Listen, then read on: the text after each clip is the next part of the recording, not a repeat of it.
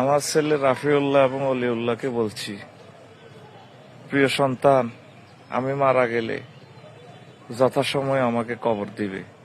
কারণ আমি যদি জান্নাতি হই, কবরে আমার খানার প্রস্তুত আছে, আর যদি জাহান্নামী হই, কবরে আমার মায়ের প্রস্তুত আছে। তোমাদেরকে আমি অনেক কষ্ট করে, যত্ন করে, আদর দিয়ে বড় করেছি। আমার কবর নিয়ে, মৃত্যু নিয়ে, এগুলো নিয়ে যাতে তোমরা কোনো টালবাহানা না করো। হে প্রিয় সন্তান, আমাকে যথাসময়ে কবর দিও। আমার লাশ নিয়ে টালবাহানা করিও না। পৃথিবীতে অন্তত যথাসময়ে আমার মৃত্যু সংবাদ এবং কবরস্থ হওয়ার এটা আমার নাগরিক অধিকার। এই অধিকার আমার আল্লাহ এবং রাসূল সাল্লাল্লাহু আলাইহি সাল্লাম দিয়েছেন।